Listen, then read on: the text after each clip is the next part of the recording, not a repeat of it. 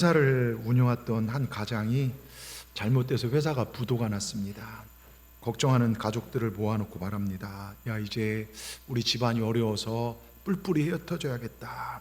걱정스러운 말투로 아들이 말합니다. 아빠, 우리 어디로 가요? 너희들은 잠시 외갓집에 가 있거라.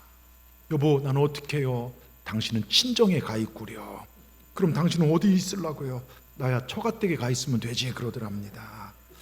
여러분, 우리 하나님 이 가정에 처가댁 같으신 분이시죠. 힘들 때 갈 수 있는 곳, 외로울 때 갈 수 있는 곳, 내가 아플 때 갈 수 있는 곳. 여러분, 그 영혼의 고향을 가지고 있는 사람들이 행복한 사람입니다. 저는 오늘 예배하는 이곳이 여러분의 영혼의 고향인 줄 믿습니다. 힘들 때, 아플 때, 외로울 때, 올 때마다 우리 주님 여러분을 정말 그 사랑의 품으로 여러분을 감싸주신 걸 믿으시기 바랍니다. 그래서 예배하는 이곳이 우리 영혼의 영적 고향입니다. 꼭 기억하시기 바랍니다.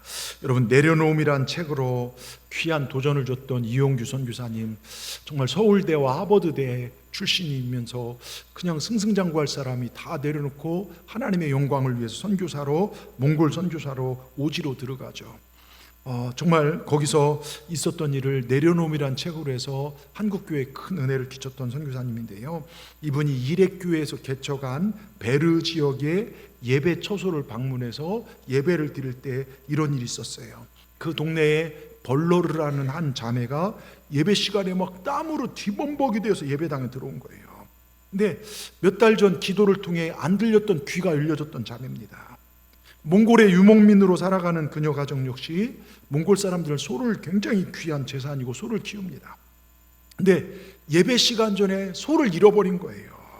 소가 어디 있나 막 이들판 저들판 뛰어다니다가 예배 시간에 임박한 것을 알고 소를 버려두고 말씀을 들으려고 들판을 가로지르려 그 소녀가 달려온 겁니다.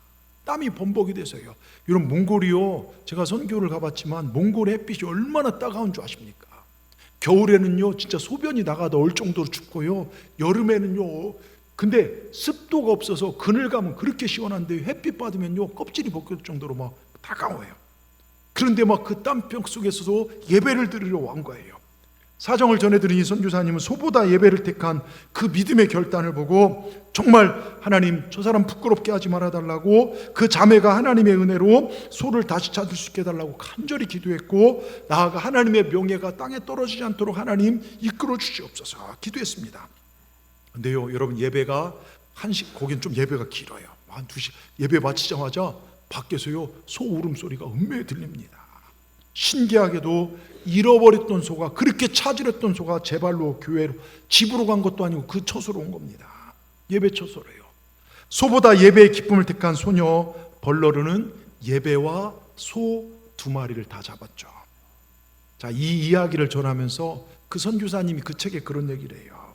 오늘날 한국 교회에 소 대신 예배를 택하는 사람이 얼마나 되는지 묻고 싶습니다. 정말 가슴이 아파요. 이 질문에. 소 대신 직장에 뭔가 일이 있으면 예배보단 그 일을 택하는 우리들의 모습. 여러분, 오늘 23절 24절 요한복음에요, 물론 여기 여러 가지 얘기들이 있지만 그냥 이 부분만 잘라서요, 하나님께서 예배자를 찾는데, 아버지께서요 참되게 예배한 자들은 영과 진리로 예배하는데 하나님이 이런 자들을 찾더라 이거예요. 영과 진리로, 예수님만이 진리입니다. 여러분, 이렇게 예배한 자들을 하나님께서 마지막 때 찾습니다. 저는 하나님이 찾는 예배자가 여러분 되기를 진심으로 원합니다.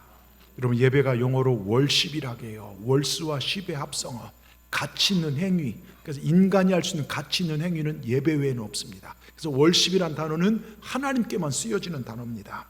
하나님만이 영광 받으시는 게 예배입니다. 정말로 여러분, 인간이 세상에서 예배만큼 가치 있는 일이 없고, 인간이 하나님께 드릴 수 있는 최고의 가치 있는 일이 곧 예배입니다. 여러분, 그런데요 요즘 예배가 취미생활이나 사소한 볼일은 물론이고 날씨에까지 밀려나는 사람들도 있어요. 코로나에 밀려난 건 이제 말도 안 되고요.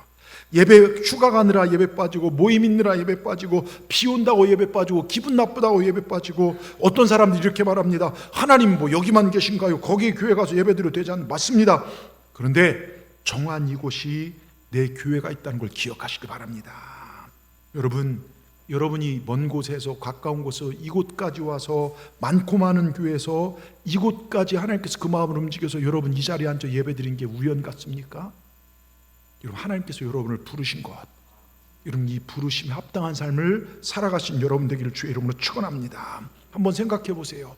소를 포기한 채 저 벌판을 막 지금 가로질러서 달려오는 그 소녀, 그 벌로를 한번 생각해 보시기 바랍니다.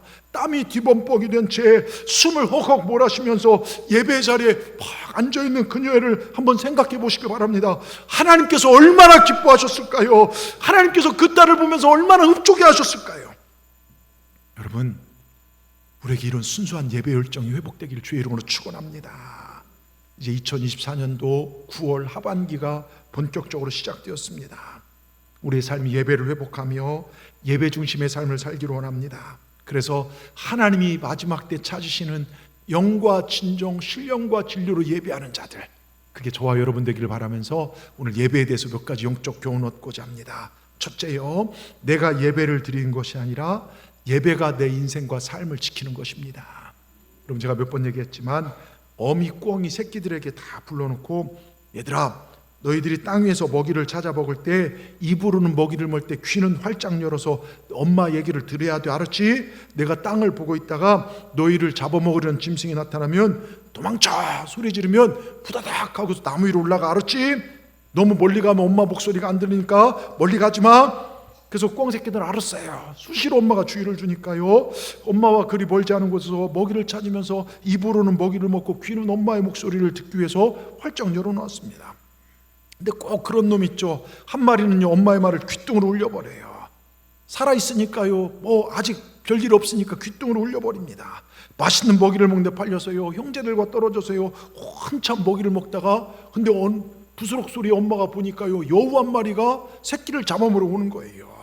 그래서 엄마가 위험이 다가온 줄 알고 소리를 칩니다. 다 도망가!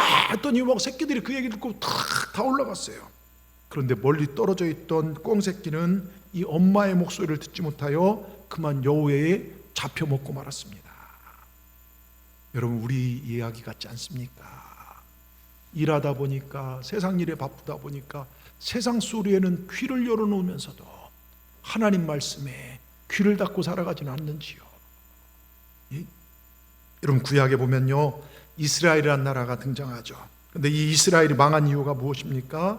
절기를 잊어버리고 예배를 잃어버리고 결국 하나님 말씀을 잃어버렸습니다. 먹이를 찾기에 바빠서 엄마 목소리 잊어버리고 사는 새끼꿩 같은 모습이 여러분 이 시대에 얼마나 많이 있습니까? 세상 먹고 사는 일에 빠져서 예배는 뒷전에 있고, 세상 즐거움에 흠뻑 빠져서 예배는 저 멀리 있고, 세상의 일들과 하나님의 일들을 택할 때 오면 과감없이 하나님의 일을 내려놓는 사람들이 이 시대에 얼마나 많은지요. 제가 지난 마지막 때 주님께서 말세의 징조가 뭐라겠습니까? 마지막 때가 되면요, 사람들이요 정말 장가가고 일을 많이 해요. 노아의 때, 롯의 때 제가 말씀드렸잖아요. 그런 것들이 먹고 사는 일이 영적인 일보다 앞설 때가 되면 마지막 때가 될 것이다. 지난주에 이 말씀 드렸는데 생각은 나십니까? 여러분, 하나님의 일을 멀리하고 세상 일을 택했던 어린 꿩 같은 모습이 우리에게 얼마나 많이 있습니까? 여러분, 마귀는 그럴 때요, 여지없이 우는 사자같이 그 무시무시한 발톱으로요 우리 영혼을 휘어잡습니다. 깨어있기를 주의 이름으로 축원합니다. 제가 몇 번 얘기했지만 어떤 집사님이요, 교회는 다니지만 부인이 열심히 다녀서 몇 번 나온 곳은 이제 집사가 됐어요. 형식적으로 다녔습니다. 어느 주일 아침에 교회로 간다고 가다가요, 차에다 막 스키 다 준비해놓고 핸들을 스키장으로 꺾어버렸어요. 마침에 그의 첫눈이 막 내려 쾌재를 불렀습니다. 여보 봐봐, 눈도 우리를 반겨주잖아. 하나님이 오늘 쉬라고 그런 거야 막 하면서 자기 나름대로 유연하면서요. 그러니까 아내는, 집사님은 찜찜한 거예요. 뒷자리에 2살 된 아들과 5살 된 딸이 있었습니다. 근데 강원도 인제고개를 넘는데요, 마주오던 그랜저 승용차가 중앙선을 넘어 덮쳐와서 받고 뒷따로 차가 틀어지는데 2.5톤 큰 트럭이요 옆자리를 쳐버린 거예요. 그 부인 옆자리요. 그리고 차가 불에 휩싸였습니다. 큰 딸아이는 뒤쪽에서 날라와서 암 유리에 얼굴이 박혔는데 살점이 떨어져서 아버지가 그걸 줍고요. 2살 아들은 기절했고요. 순간적으로 아이들을 바깥으로 던졌고 피를 흘려 쓰러져 있는 아내도 급히 밖으로 빼냈어요. 그러면서 그 다급한 심정으로 기도합니다. 하나님, 그래도 제 아내는 열심히 믿지 않았습니까? 저도 한 달에 두세 번은 교회 나가지 않았습니까? 이제까지 제가 정말로 제대로 믿지 않았지만 하나님 살아계신다면 저희 가족 살려만 주십시오. 장애자가 되어도 좋으니 목숨만 살려주십시오. 이제부터 주님 열심히 섬기겠습니다. 그러면서 강원도에 있는 병원 갔는데 안 된다고 해서요, 우여곡절 아산병원까지 가서 살아났어요. 다행히 다 살아났습니다. 자기도 그때 쓰러져서 자기 갈비뼈도 부러진 줄 모르고요. 근데 하나님 들어오셔서 다 살아났습니다. 그 뒤부터 이분은 복음을 전하기 시작해요. 한국교회의 큰 정말 복음의 일꾼으로 일했던 이분이 바로 고구마 전도왕 김기동 목사님, 집사님 목사님 되신 분이죠. 여러분, 우리는 예배를 드려줬다, 또한 이 시간 지키고 나면 뭔가 내가 할 일 끝난 것 같지만 아닙니다. 내가 예배를 드리는 것이 아니라 예배가 내 인생과 가정과 삶을 지키신다는 걸 명심하시길 바랍니다. 여러분, 출애굽기를 공부하다 보면요, 이스라엘 백성들이 법궤를 지키는 모양이에요. 출애굽에서 저 가나안 땅까지 가는데 보면 세 개 지파가 있고 그 가운데 법궤와 장막이 있어요. 지키는 것 같지만 사실은 법궤와 장막이 그 이스라엘 백성을 지킨 것입니다. 저들이 광야 여행하는 것을 머릿속으로 상상해 보십시오. 법궤에서 구름 기둥 불기둥이 나와요. 법궤가 출발하면 온 백성들이 함께 출발합니다. 법궤가 딱 멈췄으면요, 온 백성들이 그 주변에요 3개씩 지파가 12지파가 딱 멈춰서는 거예요. 그 성도들 앞에 법궤가 출발했고 성도들 중심에 법궤가 있었어요. 여러분, 구원받은 사람 앞에는 언제나 우선순위 예배 1번 말씀이 있는 것입니다. 그리고 내 삶의 중심에 교회가 있어야 돼요. 예배가 있어야 합니다. 내 삶의 중심에, 가정 중심에 여러분 예배가 있어야 된다 하는 것. 교회 사역이요, 여러 가지 구제도 있고 모임도 있지만요, 예배보다 우선되는 건 없어요. 여러분, 교회는 예배가 살아나야 합니다. 우리가 이 땅에 존재하는 그 첫 번째 목적과 이유가 여기에 있습니다. 하나님과의 아름다운 관계를 유지하는 것, 하나님을 기쁘시게 하기 위해서입니다. 바로 하나님께 예배하기 위해서 우리는 창조된 존재입니다. 우리가 예배를 드리는 것이 아니라 예배가 우리를 지켜줍니다. 그래서 예배는 우리의 선택이 아닙니다. 구원받은 삶의 사람들의 목적입니다. 아시겠습니까? 구원받은 사람들의 목적, 이게 예배입니다. 여러분, 예배를 소중히 여기십시오. 정말 이 시간 여러분의 영적 지도자로 권면합니다. 주의를 거룩하게 지키시길 바랍니다. 물론 직장 때문에 아파서 오늘 병상에서 있는 분들도 있고 직장에서 있는 분들 못한다면 여러분 퇴근하시거나 아니면 시간을 내서요, 오늘 예배의 이 시간을 정확히 주님 앞에 드리시길 바랍니다. 여러분, 예배는 하나님이 받으십니다. 두 번째요, 그래서 예배는 보는 것, 즉 구경, 관람, 참여가 아니라 드리는 것입니다. 여러분, 미국의 최신부 장관을 지낸 백화점 왕, 정말 벽돌 천사, 어려서부터 하나님을 너무 사랑했던 워너메이커. 여러분, 최신부 장관, 우체국의 모든 업무를, 사실은 그분이 전 세계 우체국 업무를 거의 토대를 놓은 분이 그분이에요. 백화점을 만든 분이 바로 그분이고요. 정말 어마어마한 복을 받은 분이죠. 그 사람 11조 계산한 사람만 2명 있을 정도로. 그런데요, 그가 대통령으로부터 장관 해달라고 요청을 받아요. 근데 아주 정중하게 거절하며 이렇게 말합니다. 저는 주의를 범하는 어떤 일과도 타협할 수 없습니다.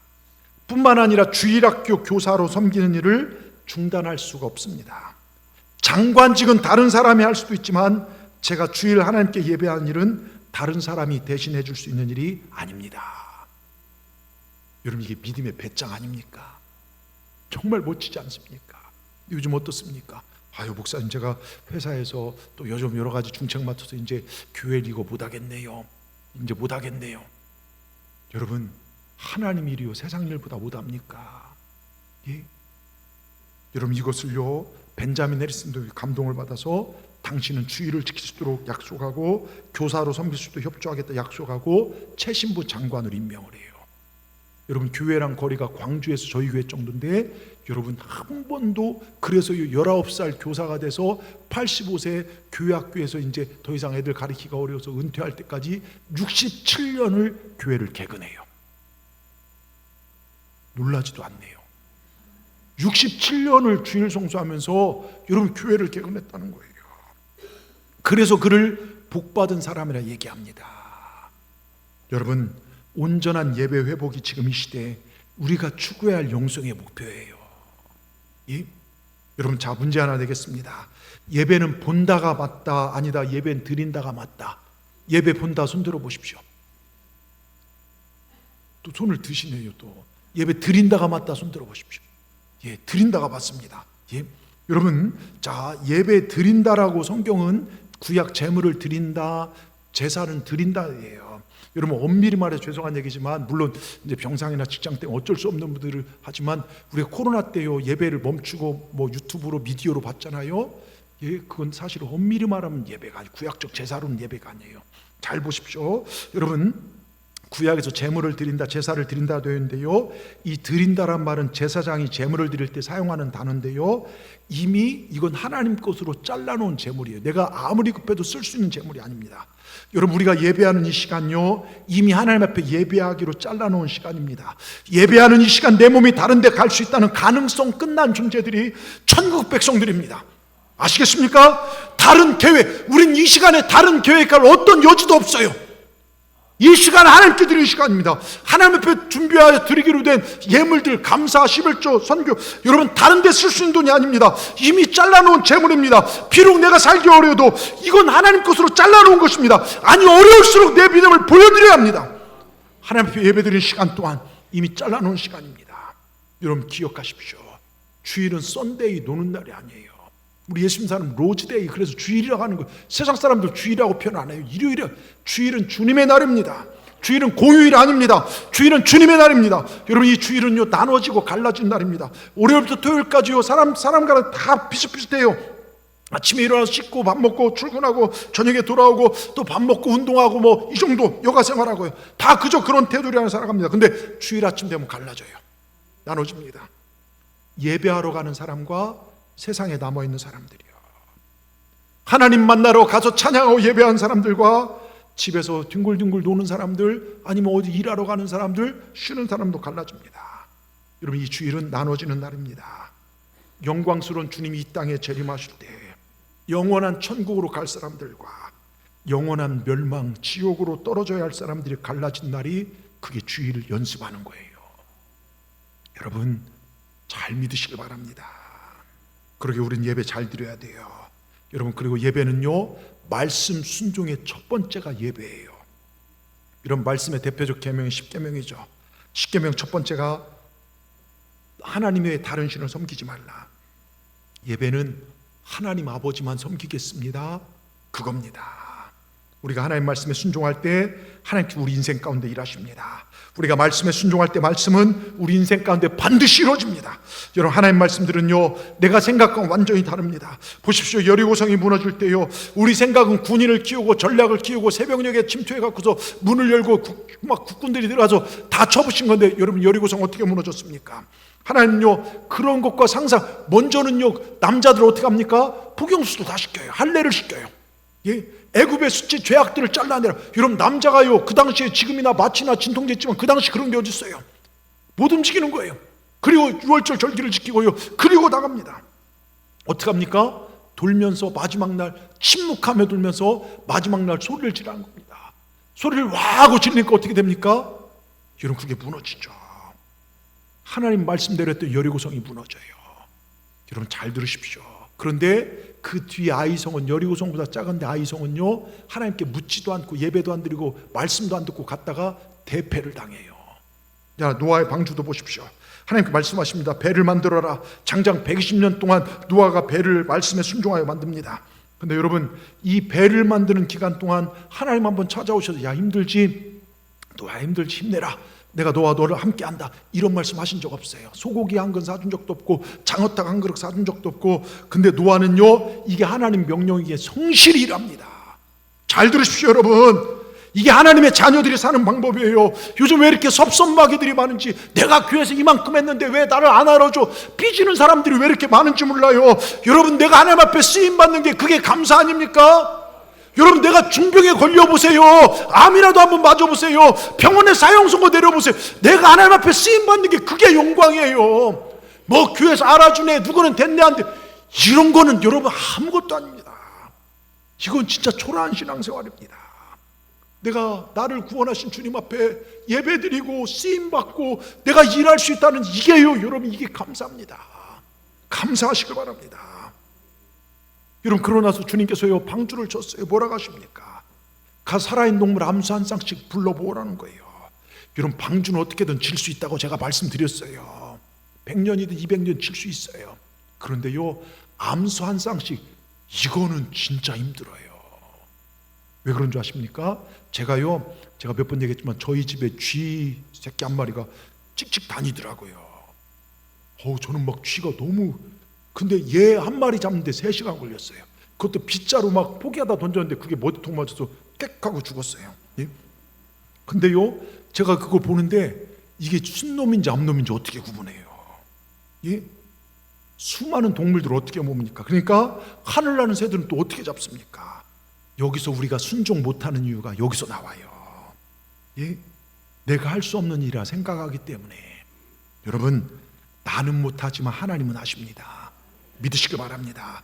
마가복음 9장 23절에 우리 주님 예수님께서 분명히 말씀하셨습니다. 할 수 있거든이 무슨 말이냐? 믿는 자에겐 능히 하지 못할 일은, 믿으면 귀신도 떠나가고, 믿으면 풍랑도 잔잔해지고요, 믿으면 태음은 열려지고요, 믿으면 된다는 것입니다. 여러분, 믿습니까? 잡을 걱정하는 노아에게 주님께서 창세기 6장 20절에 새가 뭐라고 하셨습니까? 새가 그 종류대로, 육축이 그 종류대로, 땅에 기는 그 모든 것이 그 종류대로 각각 둘씩 너에게 나아오리니, 여기 놀라운 비밀이 있다는 것입니다. 우리 보고 잡으라는 게 아니에요. 제 발로, 나는 순종하고 하나님 앞에 순종하고 나면 제 발로 그게 나온다는 것입니다. 여러분, 이게 순종입니다. 바다의 풍부와 열방의 재물이 순종한 우리에게 제 발로 나온다는 것입니다. 여러분, 이게 성경이 말하는 복의 비밀입니다. 유대인들은 그래서 복 달라고, 건강 달라고, 자녀 잘, 그렇게 기도 안 해요. 말씀에 순종할 수 있는 힘을 달라고 기도한다는 것입니다. 왜요? 그렇게 하면 하나님 책임져 주시기 때문이에요. 여러분, 이게 하나님의 방법이에요. 나는 할 수 없어요. 그러나 나는 시간을 내서 예배하고, 말씀에 순종하여 복음 전하고, 사랑할 수 없는 사람 사랑하고, 여러분, 순종하면 하나님 역사하시는 거예요. 여러분, 복을 달라고 쫓아다니지 말고, 어디 능력 있는 데 없나 쫓아다니지 말고요, 하나님 기적을 원하십니까? 기적을 일으킬 만한 삶을 사시라는 거예요. 성도된 우리는요, 하나님의 일하심으로 살아가는 존재들입니다. 성도인 우리가 예배드리며 말씀에 순종하며 나갈 때 하나님 모든 것을 되게 하십니다. 보세요, 아브라함과 롯은 동시대 사람이었어요. 자, 아브라함도 하나님 믿고 하나님 이름을 불렀고 예배드렸고, 롯도 아브라함 따라다니면서 같이 하나님 부르면서 예배드렸어요. 근데 하나님께서요 큰 축복을 주셔서요 막 양떼, 소, 양떼가 엄청 많아지고, 그러니까 이걸 관리하다 보니까 목축지에서 이 아브라함의 종들과 롯의 종들이 싸움이 붙는 거예요. 아브라함이 싸우는 걸 너무, 이건 하나님 기뻐하지 않는다 해서 어느 날 롯을 데리고 산 위에 탁 올라가요. 야, 롯아, 너 땅 골라. 네가 동하면 난 서할게, 네가 우하면 난 좌할게. 그랬더니 롯이요, 삼촌부터 하시죠. 이게 예인데 이놈 자식 욕심이 딱 많아서 딱 보니까 소돔과 고모라 땅이 얼마나 풀도 많고 막 거기에 휘황찬란하고 막 피가 번쩍하고 거기를 딱 골라요. 그래, 너 거기 살아라. 근데 아브라함은요 어디든 가요. 주님이 함께 하시면 그게 복이거든요. 갑니다. 여러분, 결과가 어떻게 됩니까? 수단 방법 가리지 않고 택했던 롯은요 알거지가 되고요, 아내는 뒤돌아보고 소돔끼는 죽고요, 사위들은 다 죽고요, 술꾼 되어서 술에 취해 이성을 잃고 결국 딸들이 아버지를 겁탈해요. 여러분, 이게 무슨 꼴입니까? 부끄러운 후손들을 낳은 그 명예가 땅에 추락했고 역사의 뒤안길로 스르륵 사라져버려요. 근데 아브라함 어떻게 됩니까? 갈수록 더 잘 됩니다. 범사가 더 잘 돼서 왕들이 부러워합니다. 여러분, 꼭 기억하십시오. 하나님께서 함께 하지 않으시면 아무리 수단 방법 가리고 해도 안 돼요. 하나님 막으시면요. 근데 하나님이 길을 여시면요 아무리 힘들고 어려운 상황이라도 되게 됩니다. 믿으시길 바랍니다. 그래, 하나님 함께 하신 삶을 사십시다. 여러분, 정말로 이 시간 주의 종으로 다시 한번 권면합니다. 하나님께서 함께 하신 바른 믿음 생활 하십시다. 진정한 예배자가 되시길 주의 이름으로 축원합니다. 내 인생 어떤 일이 있어도 내 삶의 첫 번째 우선순위는 하나님을 예배하는, 하나님이 찾으시는 진정한 예배자가 되는 것입니다. 이 결단이 여러분 안에 있기를 주의 이름으로 축원합니다. 축원합니다. 끝으로요, 예배드린 자가 얻는 복은 같이 읽습니다.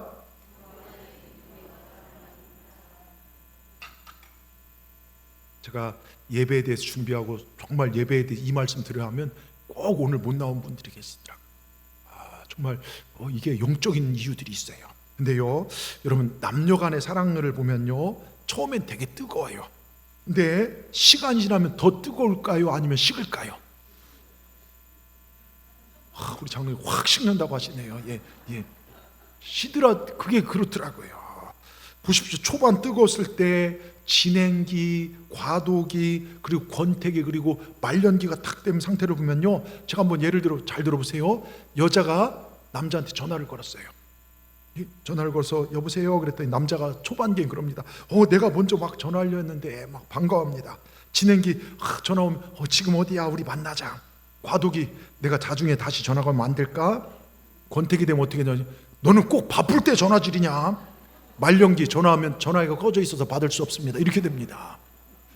여러분, 데이트 끝나고요, 막 헤어지기 싫을 때 막 보내줄 때, 여자를 보내줄 때요, 초반기는 기사 아저씨 얘네 집 앞까지 잘 데려다 주세요. 진행기는요, 집까지 따라가서 들어가, 문 열렸잖아, 막 서로 헤어지기. 예? 근데 과도기 되면 너 집까지 혼자 갈 수 있지? 그럽니다. 권태기 되면 가라, 나 저쪽 가서 버스 타고 간다. 말년기 되면 어떻게 되니까 택시 잠실 남자 한 명, 그리고 자기 혼자 타고 간대요. 여러분, 여자가요, 약속 장소에 30분 늦게 나왔을 때요, 초반기에 그래요. 미안하긴, 나 하나도 안 지루했어. 그러니까 초반기는요 막 그래요. 근데 진행기 되면 늦은 벌로 여기다 뽀뽀하기 막 그럽니다. 과도기는 어떻게 되냐면요, 야, 너 지금 늦게 오고 웃음이 나오냐? 이렇게 나옵니다. 권태기는요, 누구는 시간이 썩어 남아서 여기서 기다리냐? 근데 말년기 된 줄 아십니까? 남자가 없어, 이미 가버렸어요. 안 기다리고요. 여러분, 이상하게 사랑이 더 깊어지고 더 풍성해지지 않은데 식더라고요. 근데 주님 사랑도 마찬가지더라고요. 날이 갈수록 주님 더 사랑하고 더 열심히 다해서 모든 예배에 막 기쁨으로 나가는데 어느 순간 몸도 피곤하고 지치기도 하고 여러분 멀어져요. 예? 교회 생활 열심히 하는데 다 아는 것 마냥 그렇게 살 때도 있어요. 형식적으로 예배 생활, 신앙 생활 점점점 멀어질 때가 있습니다. 근데 아까 존 워너메이크는 85세까지 그게 흐트러지가 않았다는 거예요. 그래 성경에는요, 예배 똑바로 잘 드려라 이런 얘기가요, 신령과 진정으로 예배드려 마지막 때 찾는다. 여러분, 이런 얘기들이 무수히 나오는 거예요. 여러분, 갈급함으로 주님 앞에 나오세요. 진짜 갈급함으로요. 하나님 살아계십니다. 로마서 12장 1절에 보면요, 굉장히 강력한 말씀으로 우리에게 권합니다. 형제들아, 내가 하나님의 모든 자비하심으로 너희를 권하노니, 여기 권하노니란 말이 팔을 삐뚤어서라도 이렇게 돼 있어요. 이게 하나님 마음입니다. 우리가 예배하기 게을러 하고 예배로부터 어떤 사정으로 멀어져 있을 때 팔을 삐뚤어져서라도 다리 몽댕이 부러뜨려서 그 자리에 앉혀놓는 게, 그게 하나님 자비의 마음이래요. 왜요? 거기에 생명이 있기 때문이에요. 예배하는 곳에 무한하신 하나님의 은혜와 사랑이 있기 때문입니다. 이게 하나님의 자비의 마음이라는 거예요. 하나님 이만큼 우리와의 만남을 이곳에서 갖기를 원하십니다. 왜요? 예배 안에 풍성한 생명의 은혜가 있기 때문입니다. 그래서 예배가 은혜가 되어야 가정생활의 은혜가 되고, 예배의 성공자가 될 때 사업의 성공자가 되는 거예요. 예배에서 하나님 만나야 험한 세상에 승리하며 살아갈 수 있습니다. 예배하러 올라오는 자녀들에게 주시는 복이 하나님의 그 생명의 은혜라는 것입니다. 이 주님이 주신 은혜는 예배 현장에 있을 때 받을 수 있어요. 다른 곳에 받을 수 있는 것이 아닙니다.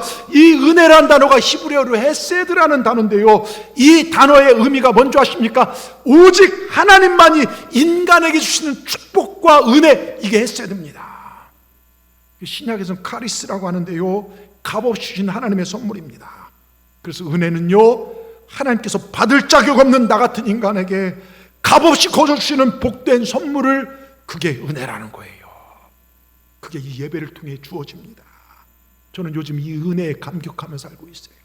그래서 은혜 아니면 살아갈 수 없네, 모든 것이 은혜, 이런 찬양들이 나와요. 정말 나같이 형편없는 죄인을 사랑하셔서 하나님을 찬양하고 이 아름다운 교회에서 우리 사랑스러운 성도들과 함께 예배하고 있다는 것이 얼마나 기쁜지 모릅니다. 여러분도 기쁨이시죠? 이 예배의 감격과 기쁨 회복하셔야만 합니다. 이 한 주간 제가 여러분들한테 문자도 보냈습니다만, 문자를 정말 우리 박문권 사님 저 뒤에 계시지만 폐암 말기, 뇌까지 다 전이되어 작년 11월 당장 장례를 준비하라던 박문 권사님, 지난 수요일 날 올라가셨어요. 그래서 문자가 왔어요. 서은자 권사님 대신 이제 문자를 보셨는데, 서울 병원에 다녀오시면서 찬송 감사 예배, 수요 예배 꼭 드리고 싶었는데 병원이 예약돼 있어서 이제 갔다 오셨다는 거예요. 어제 검사하고 목요일 날 결과 보고 내려가는 길입니다. 뇌는 거의 정상적으로 암이 다 흔적이 보이지 않고 없어졌습니다.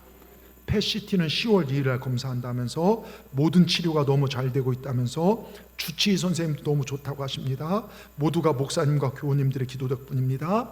저도 무릎이 굉장히 좋아졌습니다. 무릎 수술하시고 물이 차갖고 힘들었는데 지금 많이 좋아지고 또 하나님의 은혜입니다. 목사님 감사합니다. 이렇게 문자가 왔어요. 이 문자를 보고 제가 우리 아픈 분들에게 암이나 또 이런 분들에게 보냈어요. 질병 가운 분들에게 보냈는데, 그러고 나서 우리 이경혜 목사님 문자가 왔어요. 폐암이 림프까지 전이가 됐는데 지난 호랩산 때 새벽 기도하고 또 기도하면서 그 카페에서 예배를 드려달라고 해서 이제 갔더니 사진을 보여줬는데 암의 흔적이 많이 없어졌죠. 그러면서 문자가 아멘 아멘, 저도 화요일 서울 아산병원 딸들과 함께 검사 다녀왔습니다. 감사한 것뿐입니다. 폐가 잘 유지되고 있다고 말씀하시면서 약 꾸준히 잘 먹으면 괜찮을 거라고 말씀하셨습니다. 제가 동산교회 출석하지 않았다면 누가 이렇게 기도해 주었을까? 참 감사합니다. 목사님과 사모님 여러 성도의 기도에 힘입어 이렇게 잘 버티고 견디게 하심에 감사드립니다. 여러분, 이렇게 문자가 왔어요. 이게 교회의 모습입니다. 아픈 자들 위해 서로 기도하고 사랑하고 그러면 하나님께서 역사하시는 거예요. 여기서요 네가 잘났네 내가 잘났네 회의하고 싸우고, 여러분 교회가 그러면 안 돼요. 어느 때서 막 지하철에서요 어떤 분들이 막 서로 막 소리 지르며 싸우니까요 하나랑 호통치면서 여기가 국회요 그러더랍니다. 근데 여기가 교회요 그러면 어떨까? 저는 지금 교회가요 이런 싸움들이 넘쳐나요. 가슴이 아파 죽겠어요. 사랑하고 살아도 시간이 부족하고 주님의 말씀에 순종하고 살아도 부족한데 맨날 쪼개지고 깨지고 나가서 자기들끼리 교회에서 이런 모습들이 여수에도 얼마나 많습니까? 예? 이거는 우리 PD님 방송에서 빼주시고 동방송에 나가진 않겠지만, 여러분 교회는요 서로 사랑하고 부족하고 이런 사람 모여서요 격려해주고 위로해주고요 힘을 얻고요. 그게 은혜 아닙니까? 여러분 내가 뭘 잘해서 하나님 내게 은혜 베푸셨습니까? 내가 뭐 얼만큼 잘해 하나님 내게 사랑 독생자를 주기, 우린 거저 값없이 받았어요. 그렇다면 나는요 왜 나는 또 냉철한 잣대로 사람들을 비방하고 판단하는지 모르겠어요. 여러분 사랑으로 감싸주시고 아픈 일 있으면 기도해 주시고 힘든 일 있으면 찾아가서요 야 밥이라도 한 그릇 먹자 사주시고요. 여러분 그렇게 서로에게 힘이 되시기 바랍니다. 여러분 근데 그러면서 이제 지난번 2번이나 쓰러지셨죠. 김현숙 권사님 다 죽음에게서 하나님 건져주셨는데요 우리 김현숙 권사님 이렇게 문자가 왔어요. 아멘 아멘. 잘 들으십시오. 우리 하나님은 좋은 것이 아니면 안 주신 하나님이십니다. 저는 이 문자가 너무 은혜가 되더라고요. 2번이나 쓰러졌잖아요. 심장 뇌동맥 쪽이로요. 근데 목사님 저도 예전과 같이 더 건강하게 치료하여 주셨습니다. 오른손도 힘이 더 있고 젓가락질하기도 쉽고 다리에 힘도 있고 아무튼 더 편합니다. 이제 태어나면 믿음 생활 잘하겠습니다. 목사님 기도해 주셔서 감사합니다. 온 교들께 감사드립니다. 그리고 마지막으로 뭐라고 한 줄 아십니까? 사랑합니다 이러고 왔어요. 제가 이 문자를 받고 기분이 좋았을까요 나빴을까요? 좋았죠. 예? 그 금요일 날 거기에 우리 아이 하나가 이제 폐렴으로 입원해서 기도해 주러 가서 우리 가게 기도하기 전에 이제 권사님 먼저 가서 기도해 드렸는데요 정말 얼마나 막 좋아지셨는지요. 여러분 이렇게 하나님이 역사하신 교회, 치유가 있는 교회, 성령이 역사하신 교회에 다닌 것을 여러분 자랑스러워 여기시기 바랍니다. 하나님의 임재가 있는 교회요. 이거 여러분들에게만 제가 슬쩍 말씀드리는데요 이거 어디 가서 얘기하지 마세요. 많은 목사님들이 부러워하세요. 예? 장로님들도 부러워하시더라고요. 야, 그 살아계신 간증이 나타나는 기적이 나타나는 교회 부러워합니다. 그러면서 저한테 막 미국으로 부흥해와달래요. 예? 여러분 이런 얘기를 들을 때요 제가 기분이 얼마나 좋은지요. 그래서 씩 웃고 그래요. 그래서 제가 기도해요. 하나님 우리 동산교회 오면 살아난다. 동산교회에서 말씀 드릴 때 영이 회복되더라. 이런 소문나는 교회 되게 해주십시오 하고 제가 기도합니다. 그러기 위해서 우리 교회가 말씀대로 가야 돼요. 우리 착하게 살아야 돼요. 우리 예수님 사람들은요 절대로 악독해서는 안 돼요. 어딜 가도 먼저 섬기고 착해야 됩니다. 왜? 너희는 세상의 소금과 빛이라겠어요. 소금과 빛은 녹아줘야 돼요. 말로만 고개 끄덕인 자가 아니라 행하는 자가 되라겠어요. 여러분, 우리 착하게 사시길 주의 이름으로 축원합니다. 그러면서요, 어느 분의 간증이요, 제가 알겠지만 그분이 하루 오래전에 경험했던 경험을, 제가 신방 갔는데 자기 회사가 어려움을 겪고 있을 때 때마침 외국 바이어가 한국에 왔어요. 그 회사가 그 회사와 계약을 하면 회사가 그 어려움 속에 성장할 수 있는 기회에 어떻게 해서든 그 바이어를 만나 사업을 연결해야 합니다. 그런데 이분이 그 바이어를 만나는, 왜? 미국 유학을 갔다 온 이분이라 영어가 되기 때문에 그 중책을 맡겼어요. 근데 회사에서 알아보니까 그 바이어가 속초에 이제 골프 치러 그쪽에 막 갔다는 겁니다. 그래서 그 바이어를 만나기 위해서 회사에서 버스 티켓을 주는데 주일 아침에 출발하는 버스예요. 근데 이 버스를 타면 예배를 못 드려요. 그 시간에 버스를 타고 가니까. 그러니까 갈등이 생깁니다. 회사냐 아니면 예배냐. 지금 회사는 기류에 서 있고 예배는 매주 드리는 건데 한 주 빠진다고 괜찮겠지 하면서 마음에 막 갈등이 생겨요. 그래서 천사 한 명이 나와서 예배 드려야 된다, 악마가 아니다, 회사가 중요하다, 있잖아요, 막 그 영화처럼요. 때마침 그 교회는요, 우리처럼 9시 11시 예배가 있어서 그분이 결단했습니다. 그래, 무슨 일 있어도 예배 드리자 해서 버스표를 뒤로 1시간 연장을 시켰어요. 그리고 아침 예배를 드리고 온 마음을 다해서 하나님 앞에 드렸습니다. 기도했습니다. 하나님 도와달라고, 하나님 역사해달라고. 그리고 예배를 마치고 목사님의 축도가 끝나자, 여러분 아무리 바빠도 축도 끝나고 가지 마세요. 이 축도가 하나님이 주시는 엄청난 은혜입니다. 예? 근데 어떤 분들은요, 막 여러분, 주일은 이 시간은 하나님께 정해진 시간이에요. 내가 힘으로 쓰는 시간이 아니고 하나님 예배드릴 시간입니다. 여러분, 그래서 마치고 거기서 버스 터미널까지, 강남 터미널 가깝거든요. 가서 버스 타고 합니다. 근데 이게 웬일입니까? 그 당시 지금처럼 이렇게 아니라 고속도로가 뚫린 게 아니라 대관령 한계령 넘어갈 때예요. 한계령, 여러분 가보셨나요? 거기 막 구비구비요? 가본 분도 있지만 저는 거기 가봤는데요. 와, 이거 경치는 죽이는데요, 이 내려오는 길이 꼬불꼬불 막 진짜 다 퇴했어요. 막. 근데 거기서 옛날에 차들이 브레이크 파열로 인해서 또 잘못해갖고 떨어져서 많은 사람 죽고 다쳤어요. 근데 그분이 타고 가야 할 회사에서 준 버스 티켓, 그 버스가요 대관령에 굴렀다는 거예요. 많은 사람 죽고 다쳤다는 거예요. 근데 자기는 예배드리고 늦게 갔는데 바이어도 만나서 계약도 성사되고 살아났다는 것입니다. 우연일 수도 있겠죠. 근데 그분이 그래요. 목사님, 성도들에게 예배에 대해서 바로 가르쳐 주십시오. 한 번의 예배가 이렇게 소중한지 몰랐습니다. 여러분, 이게 예배자의 은혜예요. 한 번의 예배를 드려도 갈급함을 가지고 드리세요. 이 성전에 올라올 때마다 하나님 만난다, 내가 하나님 찬양한다, 정말 나 같은 죄인을 살려주신 주님을 예배한다, 이 갈급함으로 올라오시기 바랍니다. 오늘 바쁜데 한번 빠지지. 오늘 갑자기 귀한 손님 왔는데 여러분, 하나님이 손님보다 못합니까? 예배는 생명이에요. 생명을 걸고 영생을 얻는 게 예배입니다. 하나님은요, 하나님을 존중 여긴 자를 귀하게 여기십니다. 하나님 살아계십니다. 꼭 기억하시기 바랍니다. 제가 몇 번 얘기 드렸지만 우리 인천의 한 감리교회, 인천은 감리교회가 어마어마하게 많습니다. 인천에 있는 감리교회만 해도 전라 남북도 광주 합한 것보다 더 많아요. 정말로 몇 배가 많아요. 근데 왜냐하면 처음 이제 선교사님들이 올 때 감리교 선교사님 먼저 내렸지 않습니까? 하여튼 예전 이제 시골 마을에, 바닷가 시골 마을에 교회가 설립되었는데, 근데 그 동네에 한 부부가 살고 있었어요. 근데 남편은 동네 꼴통입니다. 이놈이요. 술 한 번 먹으면 싸움하고 막, 옛날이라 부인도 막 마음에 안 들면 두드러 패고 막 이런. 어느 날 술을 먹고 자고 있는데 새벽녘에 목이 말라, 물 좀 줘 하는데 여기 있어야 할 사람이 없더래요. 뭔 일이 하고 일어나 보니까요, 아내가 없더랍니다. 화장실 갔나 기다려도 안 오길래 한참 기다렸더니 들어오더랍니다. 부인이 들어오길래 너 어디 갔다 왔냐? 아무 말 못하더랍니다. 근데 손에 보니까 성경책이 들려 있어요. 너 교회 다니냐? 한 번만 더 예배당 가면 머리를 다 뽑아버리겠다, 협박을 합니다. 다음날 새벽 어김없이 이 부인은 남편의 협박이 무섭지만 다시 새벽기도에 갔다 옵니다. 남편이 마당에 기다리고 있어요. 들어온 아내 뺨을 막 갈기더니요, 머리끄댕이를 잡고 끌고 가더니 낫으로요 머리를 이렇게 벽에 뒤잘라버린 거예요. 그래서 한 번만 더 예배당 가면 다리 몽둥이 부러뜨리겠다. 부인은 부엌에 가서 서글퍼서 울었습니다. 그러면서 하나님, 제가 믿음 잃지 않게 하시고 제 남편 변화시켜 주세요.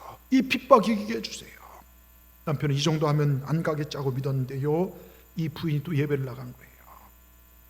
예배를 끝나고 들어오는 아내를요, 예전에 시골에 그 빨래 널을 때 빨랫줄 이렇게 작대기로 쭉 올려서 널었잖아요. 그 작대기로 해갖고서 그대로 허벅지를 때려버렸는데 뼈가 부러진 거예요. 악수리와 함께 쓰러졌습니다. 병원에 가보니 기부스를 해야 한다고 합니다. 통기부스를 했어요. 집에 왔더니 남편이 너 한 번만 교회 가면 이 낫으로 너 죽고 나 죽는다. 남편이 이 정도 되면 교회 안 되겠지, 안 가겠지 했는데요, 웬걸요, 또 교회를 간 거예요. 너무 화가 나서 낫을 들고 새벽녘에 교회를 쫓아갔습니다. 생각이 이쯤 되면 그 젊은 목사놈이랑 바람났다, 그 생각이 들더래요. 내가 이것들 낫으로 찢어 죽어버리겠다. 교회를 가보니 옛날 교회는요, 지금이야 창문 이렇게 열지만 옛날에 이렇게 들어 올렸어요. 딱 올리면 딱 걸치는 거예요. 깜깜한데 교회 안에만 이제 화나더랍니다. 증거를 잡자, 저것들이 뭔지를 때가 죽여한다 하고 교회 바깥에 탁 서 소리를 듣는데요, 목사하는 사람은 저처럼 앞에서 막 뭐라 얘기하고 성도들은 아저씨 아줌마에서 한 20명 앉아있더래요. 아멘 그러더랍니다. 근데 조금 있다 불이 꺼지더랍니다. 아, 이것들이 이제 불 꺼놓고 먼저 날려나 보구나 생각하고 소리를 듣는데 잘 안 들리더랍니다. 창문을 열어서 머리를 디밀고 이렇게 창문을 했더니 이게 딱 들리더래요. 머리를 탁 해놓고 듣는데, 이렇게 머리를 집어넣고 이렇게 듣는데 부인의 기도가 들리는 거예요. 주님, 내 사랑하는 남편 구원하여 주시옵소서. 내 사랑하는 남편 하나님 핍박하고 지옥 가면 안 됩니다. 저렇게 살다 지옥 가면 안 됩니다. 구원해 주세요 기도하는데 그 기도가 남편의 마음에, 가슴에 박혀버린 거예요. 갑자기 자기도 모르게 눈물이 쏟아지더랍니다. 그 남편이요, 눈물을 닦으려고 머리를 닦는데 이게 뭡니까? 이 창문을 쳐버린 거예요. 그러니까 창문이 탁 내려오면서 목이 딱 껴버렸네요. 그러면서 악하고 소리를 막 이렇게 아프니까 소리를 냈죠. 보니까 한 손에 낫 있죠. 악하고 있죠. 사람들이 막 기도하다가 놀래갖고서 다 슬금슬금 이제 뒤로, 왜냐면 동네 꼴통 다 가니까요. 근데 목사님 어떻게 합니까? 이럴 때는 목사님 나셔야죠. 죽을 각오로 갔대요. 창문을 들어줬더니 교회로 데리고 들어왔더니요, 떼굴떼굴 울면서 내가 나쁜 놈입니다, 내가 나쁜 놈입니다. 한 두세 시간 울더니요, 목사님 말씀을 듣고 예수님을 영접했어요. 저 이제 예수님 믿으랍니다. 제 아내가 믿는 예수 저도 믿으랍니다. 그리고 새벽 기도를 한 번도 빠지고 안 빠지고요, 아내의 다리가 다 나을 때까지 지게에다요 아내를 이 위에다 하고, 그리고 새벽 기도를 걸어 다녔대요. 그런데요, 그렇게 열심히 했는데 하나님께서 큰 복을 주셨어요. 이분이 염전을 했는데요, 별 그렇게 시원찮은데 하나님 복을 주셨는데요, 여러분 그게 그렇게 잘 돼서요, 이분 간증이 그래요. 그 장로님이 되셨는데 그분이 우리나라에서 그 인천에서 그랜저, 각 그랜저 나왔을 때, 처음 나왔을 때 90년대 1호, 2호를 두 대를 그분이 샀대요. 두 대를 사서 한 대를 나한테 복음 전해준 목사님께 드리고 한 대는 자기 아내에게 쓰라고 줬다는 거예요. 그러면서 나 같은 놈을, 이 쓰레기 같은 놈을 예수 믿고 구원받고 장로를 만들어 주신, 그게 너무 감사해서요. 여러분, 이 장로님의 간증을 들은 적 있어요. 여러분, 목숨 건 예배는 가정을 살리고 남편을 살리고 자녀를 살리고 내 인생을 살립니다. 하나님 예배하는 성도들에게 오늘도 약속하십니다. 얘들아, 독생자 예수를 주고 내가 너를 샀다. 나는 너를 버리지 않는다. 세상에서 때묻고 지치고 병들고 아프면 언제든지 내게로 오너라. 나는 너를 사랑한다. 내게 올 때마다 내가 너를 깨끗하게 할 것이고 너를 치료할 것이고 너를 회복시킬 거야. 여러분, 이 하나님의 놀라운 사랑을 이 예배를 통해서 예배 때마다 받아 누리시는 저와 여러분 되기를 주의 이름으로 축원합니다. 축원합니다. 기도하겠습니다. 하나님 감사합니다. 오늘 예배에 대해서 우리에게 귀한 교훈 주시니 감사합니다. 우리의 예배 생활이 하나님 받으신 예배 생활 될 수 있도록 인도하여 주시옵소서. 이 예배에 생명을 거는 우리 성도들 다 되게 하여 주시고, 그냥 드려주는 것이 아니라 살아계신 하나님 앞에 내가 찾아가서 하나님의 생명의 은혜를 받는 것을 기억하고 믿음으로 승리하는 우리 모두가 되게 하여 주시옵소서. 오늘도 이 예배에 나온 우리에게 너는 내가 사랑한다, 사랑하는 내 딸이다, 내 아들이다, 내가 너를 독생자 예수를 죽이고 너를 샀다는 이 음성을 듣고 하나님, 이 예배에 나온 우리를 치유하시고 회복시키고 살려주시옵소서. 모든 영광을 주님께 올려드리며 예수님의 이름으로 감사하며 기도드리옵나이다. 아멘.